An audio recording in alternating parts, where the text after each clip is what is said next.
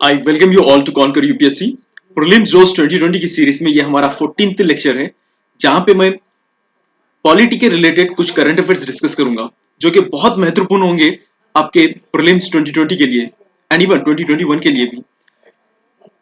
सबसे पहले हम रिजर्वेशन पॉलिसी की बात करते हैं। ये रिजर्वेशन पॉलिसी देखिए न्यूज में बार बार आ रहा है।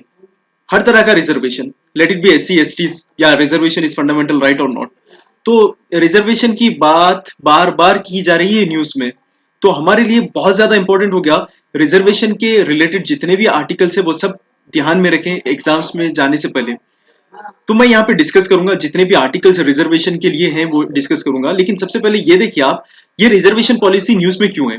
रिसेंटली हमने डिस्कस किया था लास्ट वीडियोस में कि आंध्र प्रदेश की गवर्नमेंट ने 100% रिजर्वेशन देने के लिए कहा था शेड्यूल ट्राइब्स को, शेड्यूल एरियाज में, याद है आपको। हाँ, तो अभी ये फैसला जो आंध्र प्रदेश की गवर्नमेंट ने की थी, क्या था, उसको अबॉलिश कर दिया गया, उसको इनवैलिड करार दिया गया सुप्रीम कोर्ट के द्वारा। हुआ क्या था, देखिए सुप्रीम कोर्ट ने रिसेंटली 5 जज बेंच कॉन्स्टिट्यूट किया था और ये बेंच का कहना ये है, देखिए आप वायलेशन कर रहे हैं रिजर्वेशन को। इसी सूरत में 100% रिजर्वेशन जो आपने दिया है शेड्यूल ट्राइब्स को शेड्यूल एरियाज में, इसको इनवैलिड करते हैं हम। कॉन्टेक्स्ट क्या है, 1976 में हुआ यह था, आंध्र प्रदेश ने 100% रिजर्वेशन दे दिया था एसटीज को, शेड्यूल एरियाज के एसटीज को, यानी ये 100% जॉब्स इनको ही मिलेंगे टीचिंग फील्ड में, शेड्यूल ट्राइब्स को ही मिलेंगे।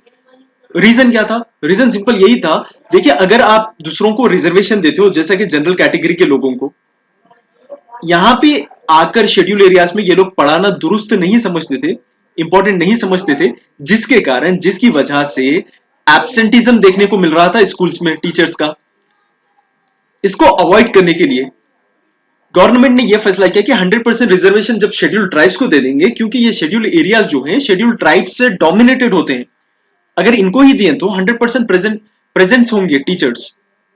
ये माइंड में चल रहा था गवर्नमेंट की 1986 में, लेकिन सुप्रीम कोर्ट ने 1998 में इसको रद्द कर दिया, इसको इनवैलिड करार दिया था। अगेन 2000 में फिर से ये लोग ने रिजर्वेशन अप्लाई किया गवर्नर की मदद से। गवर्नर ने क्या फैसला किया, सी गवर्नर को कुछ पावर्स होते हैं 5th शेड्यूल में, जितने भी चीजें आती हैं, मैं एक बार डिलीट कर लूं ये सब। 5th शेड्यूल में जितने भी प्रिविलेजेस मिलते हैं ये गवर्नर को मिलते हैं और प्रेसिडेंट को मिलते हैं कि इफेक्टिव एडमिनिस्ट्रेशन के लिए शेड्यूल एरियाज के ये लोग पॉलिसीज बनाएंगे, ये लोग लॉस को मॉडिफाई कर सकते हैं।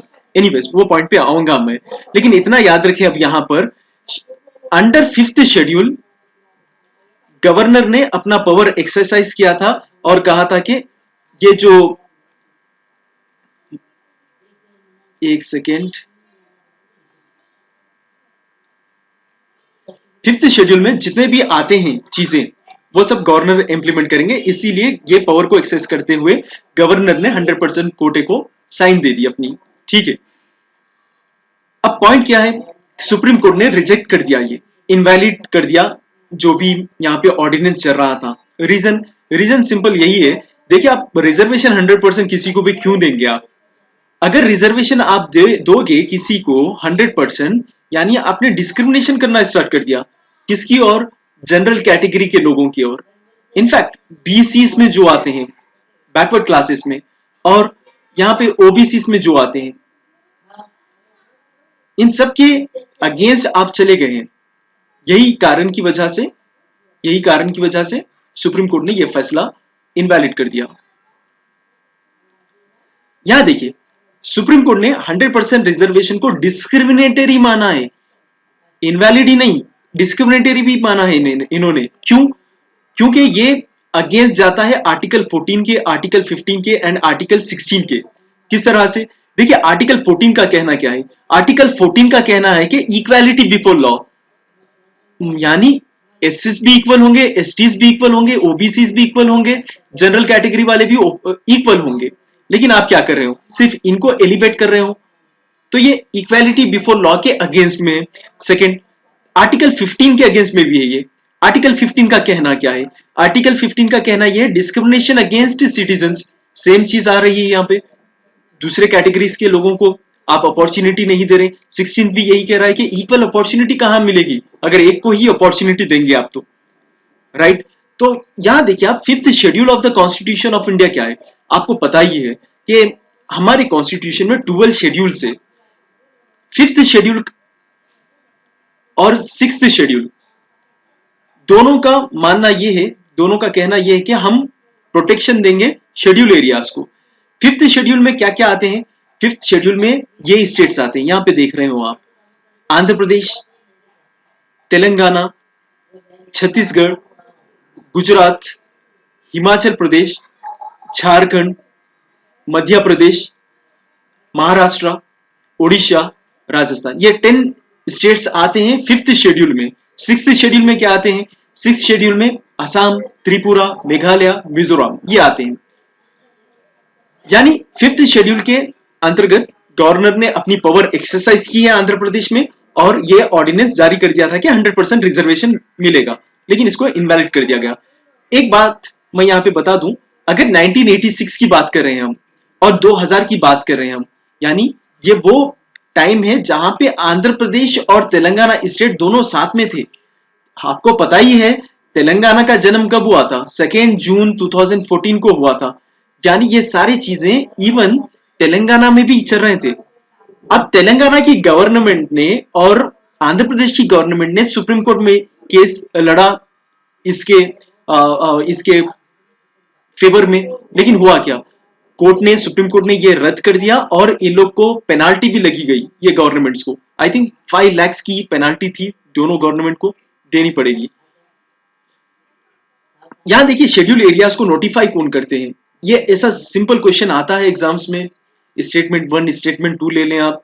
शेड्यूल एरियाज को नोटिफाई किया जाता है गवर्नर के द्वारा, शेड्यूल एरियाज को नोटिफाई किया जाता है प्रेसिडेंट के द्वारा। तो ऑप्शंस में आएगा ए बी सही है, A and B, B and C, none of the above, all the above, इस तरह से। सो यहां देखना आप, शेड्यूल एरियाज को नोटिफाई किया जाता है प्रेसिडेंट के द्वारा and after consultation with the governor of the state. ठीक है, अब यहां पे ऐसा आ सकता है कि चीफ मिनिस्टर से कंसल्टेशन के बाद में, नहीं, यहां पे गवर्नर ऑफ द स्टेट के कंसल्टेशन के बाद में। ये एक पॉइंट याद रखें आप। दूसरा, शेड्यूल एरियाज जहां भी होंगे वहां पे एक ट्राइबल एडवाइजरी काउंसिल बनाना जरूरी है। ठीक है, और ये ट्राइबल एडवाइजरी काउंसिल में मेंबर्स होंगे 20 मेंबर्स, और ये 20 मेंबर्स में से 3/4 मेंबर्स जो होते हैं शेड्यूल ट्राइब्स को रिप्रेजेंट करते हैं स्टेट लेजिस्लेटिव असेंबली में। ठीक है, ये बहुत ज्यादा इंपॉर्टेंट है। ट्राइबल एडवाइजरी काउंसिल ये कंसिस्ट करती है 20 मेंबर्स को, जिनमें से 3/4 रिप्रेजेंट करते हैं शेड्यूल ट्राइब्स को स्टेट लेजिस्लेटिव असेंबली में। ठीक है, यहां पे चेंज करके दे सकते हैं शेड्यूल कास्ट को, याद रखें आप शेड्यूल ट्राइब्स की बात चल रही है यहां पे। हाँ, गवर्नर जो है, गवर्नर को पावर्स मिले हैं, जैसा कि मैंने बताया कि शेड्यूल 5 में, शेड्यूल 6 में गवर्नर को इस तरह के पावर मिले हैं कि अगरचे कि पार्लियामेंट ने कुछ लॉ बनाया है और स्टेट असेंबली में कुछ लॉ बनाया है तो उसको रुका सकते हैं। ही कैन स्टॉप कि ये शेड्यूल एरियाज में इंप्लीमेंट नहीं किया जाएगा, और ये क्या कर सकते हैं, मॉडिफाई भी कर सकते हैं गवर्नर कि यहाँ पे ना इस तरह का लॉ नहीं चलेगा, थोड़ा मॉडिफिकेशन कर देंगे क्योंकि ये शेड्यूल एरियाज है। ऑलराइट, तो ये सारे पावर्स गवर्नर को मिलते हैं। नेक्स्ट, अगर रिजर्वेशन की पर्टिकुलरली बात करूं तो रिजर्वेशन के बारे में कौन से आर्टिकल्स में बात की गई है, रिजर्वेशन क्यों प्रोवाइड करते हैं, ये सबसे पहले जान लेंगे हम। रिजर्वेशन प्रोवाइड इसलिए होता है क्योंकि अगर सोशली कोई बैकवर्ड है, कोई एजुकेशनली या इकोनॉमिकली बैकवर्ड है, एजुकेशनली, तो इनको रिजर्वेशन प्रोवाइड कर रहे हैं हम। लेकिन आप क्या बता रहे हो, जब केस लड़ा जा रहा था आंध्र प्रदेश या तेलंगाना गवर्नमेंट के द्वारा, ये लोग का कहना यह था कि एब्सेंटिज्म के कारण, हमने तो बोला कि सोशली और एजुकेशनली बैकवर्ड ग्राउंड्स पर आपको रिजर्वेशन मिलेगा, लेकिन आप क्या कर रहे हैं, एब्सेंटिज्म लेकर आ रहे हैं। तो इसीलिए ये रीजन था कि ये इसको इनवैलिड करार दिया गया है। एनीवेज, रिजर्वेशन के बारे में बात करने वाले आर्टिकल 15 ब्रैकेट्स 4 है।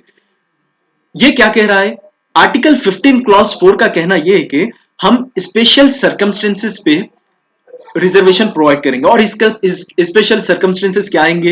एजुकेशनली अगर कोई बैकवर्ड हो गई और इकोनॉमिकली यानी सोशली कोई बैकवर्ड होंगे या कोई शेड्यूल कास्ट या शेड्यूल ट्राइब से रिलेशन रखते हैं, तब इनको रिजर्वेशन मिलेगा। और ये 15 ब्रैकेट 4 का दायरा और ज्यादा वाइडेंड हो गया कब? जब एक अमेंडमेंट की गई थी 2006 में, 93rd अमेंडमेंट कहते हैं इसको, कि इसमें यह कहना था कि देखिए इनको रिजर्वेशन मिलेगा एडमिशंस में भी, एजुकेशनल इंस्टीट्यूट्स में लोगों को रिजर्वेशन प्रोवाइड किया जाएगा। लेकिन थोड़ा एक्सेप्शन ये है, माइनॉरिटी एजुकेशनल इंस्टीट्यूट्स में इनका रिजर्वेशन नहीं होगा, ठीक है। और जो भी आपको पता है, ये जो भी एक्सेप्शन होता है वो क्वेश्चन होता है। नेक्स्ट आर्टिकल 16 क्लॉज 4 में भी इन लोगों को रिजर्वेशन प्रोवाइड की गई है। किनको? बैकवर्ड क्लासेस को, जो भी इंडियन सिटीजन बैकवर्ड क्लासेस में आते हैं। हाँ, in the opinion of the state, state ऐसा सोच रही है कि ये सिटीजन्स बैकवर्ड क्लासेस में आते हैं, तब इनको रिजर्वेशन प्रोवाइड किया जाएगा अपॉइंटमेंट्स में, पोस्ट में, एक्सेट्रा, ठीक है। सिमिलरली आर्टिकल 46 का कहना यह है कि स्पेशल केयर प्रोवाइड की जाएगी एजुकेशनल में, इकोनॉमिक इंटरेस्ट में। किनको? Again schedule caste and schedule tribes को। इसके अलावा भी रिजर्वेशन की बात की गई है लोकल गवर्नमेंट्स में। जब मैं लोकल गवर्नमेंट्स कहूंगा तो जाहिर सी बात है मैं पंचायत की बात करूंगा, म्युनिसिपैलिटीज की बात करूंगा और इवन कोऑपरेटिव सोसाइटीज की बात करूंगा। यहां पे हम देखेंगे आर्टिकल 243 डी रिजर्वेशन प्रोवाइड करती है अगेन एससी एसटीज को। कहां पर? पंचायत लेवल पे। आर्टिकल 243 टी ये भी रिजर्वेशन प्रोवाइड करती है शेड्यूल कास्ट और शेड्यूल ट्राइब्स को म्युनिसिपैलिटी में। आर्टिकल 330 ये भी रिजर्वेशन प्रोवाइड करती है एससी एसटीज को लोकसभा में। याद रखें आप, लोकसभा में, राज्यसभा में नहीं। सिमिलरली आर्टिकल 332 रिजर्वेशन प्रोवाइड करती है शेड्यूल कास्ट शेड्यूल ट्राइब्स को स्टेट लेजिस्लेटिव असेंबली में, ना कि स्टेट लेजिस्लेटिव काउंसिल में, ठीक है। राज्यसभा और स्टेट लेजिस्लेटिव काउंसिल में नहीं मिलता है रिजर्वेशन, बल्कि लोकसभा और स्टेट लेजिस्लेटिव असेंबली में मिलता है। ऑलराइट, तो ये सारी चीजें ध्यान में रखिए, एग्जाम पॉइंट ऑफ व्यू से बहुत ज्यादा इंपॉर्टेंट है। नेक्स्ट आर्टिकल की अगर मैं बात करूं तो नेक्स्ट आर्टिकल ये है online justice delivery. Corona virus pandemic के चलते चलते आपको पता ही है कि किस तरह से हम प्रिवेंशन एंड क्यूर का मेथड अपना रहे हैं। किस तरह से? सोशल डिस्टेंसिंग, ये हमारे पास टूल है। सोशल डिस्टेंसिंग अगर हो गई तो हम कोरोना वायरस से लड़ सकते हैं। अब मुद्दा क्या है? देखिए, जब अगर जुडिशियल प्रोसीडिंग्स जो होते हैं अगर वो रुक गई हैं, जुडिशियल प्रोसीडिंग्स, तब हम इंसाफ देने में डिले कर रहे हैं। आपको पता ही है कि इंसाफ देना किसी के लिए कितना जरूरी है और जल्द से जल्द ये काम करना है हमें। इसमें क्या हो रहा है? डिले हो जा रहा है। क्यों डिले हो रहा है? कि अगर जब भी जस्टिस जजमेंट देने वाले हैं तब क्या होगा? वकील मिलते हैं, बहुत सारे लोग मिलते हैं कोर्ट में, उससे क्या होगा? सोशल डिस्टेंसिंग का वायलेशन होगा। इसके अगेंस्ट में क्या कर सकते हैं हम? इसके अगेंस्ट में सुप्रीम कोर्ट ने यह फैसला सुनाया है, यह डायरेक्शन दिए ऑल द कोर्ट्स यानी अब यहाँ पे सब कोर्ट्स होंगे, सेशन कोर्ट वगैरह, ठीक है। इस तरह से आएगा क्वेश्चन कि खाली ये सुप्रीम कोर्ट और हाई कोर्ट को मिला है, नहीं, यहाँ ऑल द कोर्ट्स की बात चल रही है। तो इन लोग को सुप्रीम कोर्ट ने डायरेक्शन ये दिया कि वीडियो कॉन्फ्रेंसिंग की सहायता से आप जुडिशियल प्रोसीडिंग्स कर सकते हैं, राइट। ये सुप्रीम कोर्ट, क्या सुप्रीम कोर्ट इस तरह का डायरेक्शन दे सकती है किसी भी कोर्ट को कि वीडियो कॉन्फ्रेंसिंग से कर लो? हाँ, सुप्रीम कोर्ट एक आर्टिकल इंजॉय करती है, ये आर्टिकल 142 है। आर्टिकल 142 का कहना यह है कि सुप्रीम कोर्ट को जब भी ऐसा लगा कि ये ऑर्डर की वजह से जस्टिस डिले नहीं होगी और जितने भी पेंडिंग मैटर्स है वो सब क्लोज हो जाएंगे, तब सुप्रीम कोर्ट इस तरह के फैसले ले सकती है। अब यहां पे फैसला क्या लिया है सुप्रीम कोर्ट ने? वीडियो कॉन्फ्रेंसिंग की सहायता से जुडिशियल प्रोसीडिंग्स होंगी। इसके अलावा भी केरला के हाई कोर्ट ऑलरेडी ये चीजें चला रहा था, वीडियो कॉन्फ्रेंसिंग हो रही थी जजमेंट्स के लिए, जुडिशियल प्रोसीडिंग्स के लिए, और ये ऑनलाइन जजमेंट्स लाइव स्ट्रीम भी किए जा रहे थे। ये फर्स्ट पॉइंट। सेकेंड पॉइंट, इसके अलावा भी पास में हमारे पास हो रहे थे, जैसा कि ई कोर्ट्स हैं, इलेक्ट्रॉनिक कोर्ट्स, यहाँ पे किस तरह के ऑनलाइन जजमेंट्स दिए जाते थे, डिजिटल जजमेंट्स दिए जाते थे। ये e courts mission mode project of department of justice ने शुरू किया था, जो कि ministry of law and justice, government of India ने स्टार्ट की थी, राइट। ये डिस्ट्रिक्ट कोर्ट पे लागू था अक्रॉस द कंट्री। इसके अलावा भी वीडियो कॉन्फ्रेंस फैसिलिटीज प्रोवाइड की जाएगी 488 कोर्ट्स को, 488 कोर्ट कॉम्प्लेक्सेस को और 342 जेल्स को। नेक्स्ट आर्टिकल हमारा है रेगुलेशन ऑफ गवर्नमेंट एडवर्टाइजमेंट्स। यहां पे देखिए, आपने बार बार इस तरह के इमेजेस देखे होंगे, किस तरह से हम एडवर्टाइजमेंट करते हैं, हम यानी गवर्नमेंट एडवर्टाइजमेंट्स करती है। यहाँ पे कुछ शराइत रखे गए, यहाँ पे कुछ कंडीशंस रखे गए हैं कि अगर एडवर्टाइजमेंट्स करना है आपको, लेट इट बी न्यूज़पेपर की वजह से, न्यूज़पेपर के थ्रू या ऑडियो के थ्रू या वीडियो के थ्रू या text messages, multimedia, creative visuals, कुछ भी एडवर्टाइजमेंट कर रहे हैं आप, तब क्या नहीं आना चाहिए, तब पार्टी का नाम नहीं आना चाहिए। पार्टी को प्रमोट नहीं कर रहे हैं आप, एज ए गवर्नमेंट आप ये सारे एडवर्टाइजमेंट्स कर सकते हैं आप। यही गाइडलाइंस दी गई है। गाइडलाइंस क्या है मैं डिस्कस करूंगा थोड़ी ही देर में। गाइडलाइंस दी गई है सुप्रीम कोर्ट के द्वारा। अब स्टेट्स ने, थोड़े स्टेट्स ने ministry of information and broadcasting department को, मिनिस्ट्री को लेटर्स लिखे गए हैं कि हमें एक कमिटी चाहिए। एक कमिटी वो चाहिए जो कि सुप्रीम कोर्ट के गाइडलाइंस को, जो भी गवर्नमेंट के इशू होंगे एडवर्टाइजमेंट्स को लेके, ये किस तरह से कर सकते हैं, किस तरह से नहीं कर सकते हैं, ये सब बताया जाएगा वो कमिटी के द्वारा। इस तरह की कमिटी की मांग की गई है डिफरेंट स्टेट्स के द्वारा, ठीक है। तो ये गाइडिंग प्रिंसिपल्स क्या है, 5 गाइडिंग प्रिंसिपल्स की बात की गई है यहाँ पे, जिसमें से थोड़े मैं बता देता हूं आपको। जैसा कि पहला, रिलेटेड टू गवर्नमेंट रिस्पॉन्सिबिलिटीज। लेकिन इससे पहले आप ये समझिए, should not directed eight promoting political interest, कि कोई भी एडवर्टाइजमेंट ऐसा नहीं होना चाहिए जो कि पार्टी के सिंबल को, रूलिंग पार्टी को, लोगों को प्रोमोट करे।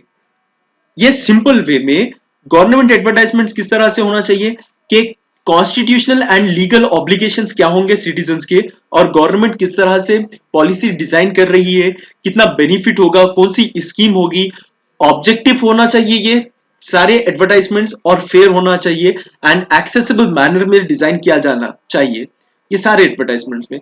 यानी गवर्नमेंट की मटेरियलिस्टिक बेनिफिट्स के लिए नहीं चाहिए, और गवर्नमेंट किसी पार्टी को, अदर पार्टी को, अपोजिशन पार्टी को अटैक भी नहीं करना चाहिए ये एडवर्टाइजमेंट्स के द्वारा। ये सारी चीजें, ये गाइडलाइंस दी गई थी सुप्रीम कोर्ट ने। हाँ, यहाँ पे और एक चीज यहाँ पे आपका ध्यान लाना चाह रहा हूं मैं। यहाँ पे देखिए, फोटोग्राफ्स और गवर्नमेंट लीडर्स के नहीं होना चाहिए, लेकिन फोटोग्राफ हो सकते हैं प्रेसिडेंट के, गवर्नर के, प्राइम मिनिस्टर के, चीफ मिनिस्टर के और दूसरे अदर मिनिस्टर्स के, चीफ जस्टिस ऑफ इंडिया के, इनके फोटोज आ सकते हैं, लेकिन गवर्नमेंट लीडर्स के फोटोज नहीं आना चाहिए एडवर्टाइजमेंट्स में। और ये कॉस्ट इफेक्टिव हो गए। आप देखिए, ऐसा पब्लिक फंड मिला है, जितना चाहे उतना खर्च कर दो, ऐसा नहीं चाहिए। एक ऑप्टिमम यूज चाहिए, और ये क्या हो रहा है क्या नहीं है ये सब बताना चाहिए गवर्नमेंट को, कि ये एडवर्टाइजमेंट इसलिए जरूरी था ताकि आपके पावर्स का गलत इस्तेमाल ना हो सके, गवर्नमेंट के पावर्स का ज्यादा गलत इस्तेमाल ना हो सके, इसकी वजह से ये सारे गाइडलाइंस जारी की गई है। और इसके अलावा भी ये 2-3 है, ये आप पढ़ लेना, ज्यादा इंपॉर्टेंट मुझे नहीं दिखे इसलिए एक्सप्लेन नहीं कर रहा हूँ। ऑलराइट, अगर आपको वीडियो समझने आती है तो please subscribe, comment and share. Okay, thank you very much for watching, have a nice day.